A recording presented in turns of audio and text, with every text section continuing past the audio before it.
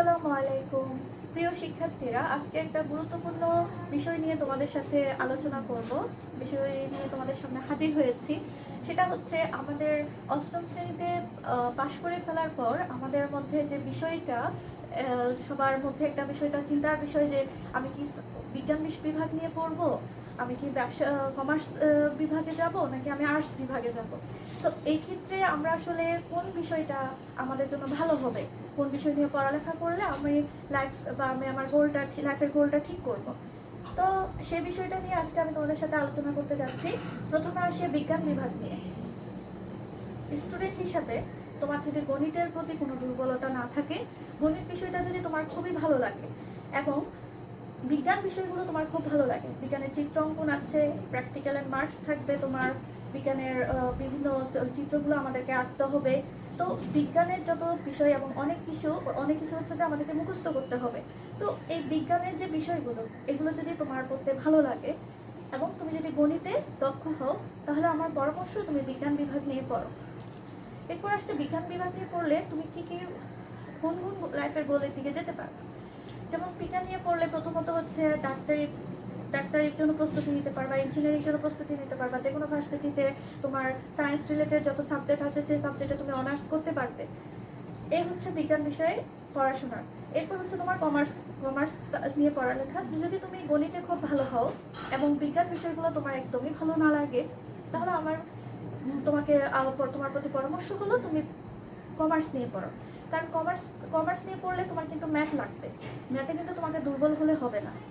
হয়তো জটিলতার দিক দিয়ে কিন্তু কোনো অংশে কম না, কারণ পরিসংখ্যান, অর্থনীতি যে অঙ্কগুলো আছে সেগুলো কিন্তু অনেকটাই টাফ। তো সুতরাং তোমাকে কিন্তু গণিতে ভালো হতে হবে। তুমি যদি কমার্স নিয়ে পড়ো, তোমাকে গণিতে ভালো হতে হবে।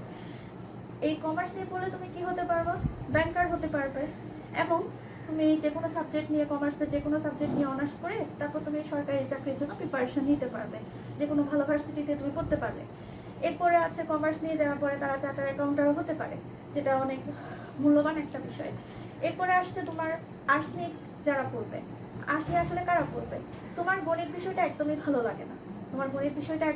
লাগে না, তো সেক্ষেত্রে তোমার জন্য হচ্ছে যে আর্টসটা আর বেটার হবে। কারণ আর্টস শুধুমাত্র গণিত, ইন্টার 9-10 যেটা নবম দশম শ্রেণী, সেখানে তোমার আর্টস রিলেটেড সাধারণ জ্ঞান যেটা সাধারণ গণিত নিয়ে হচ্ছে যে পড়াশোনা। এরপরে গণিত রিলেটেড সাবজেক্ট তেমন একটা নেই, যেগুলো অপশনাল মধ্যে যদি তুমি গণিত রিলেটেড কোনো সাবজেক্ট না নাও তাহলে কিন্তু গণিত আর নেই।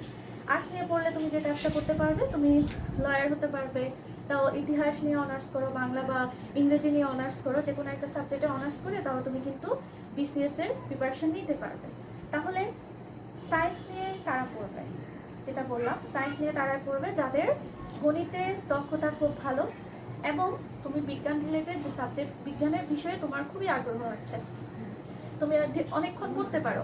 বিজ্ঞানের বিষয় অনেকক্ষণ পড়তে পারো বলতে তোমার পড়ার টেবিলে অনেকক্ষণ থাকতে হবে, কারণ এখানে অনেক কিছু তোমাকে মুখস্থ করতে হবে, অনেক বেশি সময় ধরে পড়তে হবে। ম্যাথ যেগুলো থাকে সেগুলো অনেক বেশি সময় ধরে সলভ করতে হবে। এরপরে আসছে তোমার কমার্স নিয়ে পড়লেও কিন্তু সেখানে পড়াশোনা আছে, অনেক পড়াশোনা আছে।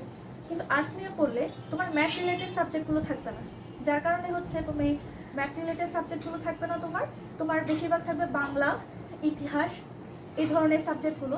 তো এগুলো হচ্ছে যে তোমরা যারা ভালো, যারা হচ্ছে যে অত ধৈর্য, মানে ইতিহাস পড়তে পছন্দ করো, গল্পের বই পড়তে পছন্দ করো, মানে পড়ার প্রতি তোমার আগ্রহ ভালো আছে, তাহলে তোমার জন্য হচ্ছে যে আর্টস। তাহলে আর্টস সাবজেক্টটা বেশিরভাগ থাকে তোমার ইতিহাস নির্ভর। তুমি যদি ইতিহাস বুঝো, সেখানে তোমাকে বানিয়ে কিন্তু লিখতে হচ্ছে না, তোমাকে ইতিহাস বুঝে ইতিহাস রিলেটেড পড়াগুলো কি করতে হবে, তুমি যদি বুঝো তুমি সেটা অনুযায়ী কি করবা, পরীক্ষায় আনসার করবা। বাংলা, অঙ্ক, ইংরেজি তো আছেই, এরপরে আছে ভূগোল, আছে পরিনীতি আছে, এই হচ্ছে আর্টসের বিষয়। সুতরাং আমরা যারা গণিতে দুর্বল, আমাদের উচিত হবে যে আর্টসে পড়া, কারণ আর্টসে পড়লে গণিতটা লাগবে না। সায়েন্স নিয়ে পড়ো বা কমার্স নিয়ে পড়ো, সেক্ষেত্রে গণিতটা অনেক বেশি গুরুত্বপূর্ণ। সুতরাং সায়েন্স বা কমার্স নিয়ে পড়বে কিনা, তুমি যদি গণিতে ভালো হও তুমি সায়েন্স বা কমার্স নিয়ে পড়বে, আর যদি তোমার গণিতের প্রতি দুর্বলতা থাকে তুমি আর্টস নিয়ে পড়তে পারো। এই হচ্ছে তোমাদের সায়েন্স, কমার্স বা আর্টস কোন সাবজেক্ট নিয়ে আসলে আমি আমার নবম দশম শ্রেণীতে পড়া শুরু করব সে বিষয়ে আমার সাজেশন। তোমাদের যদি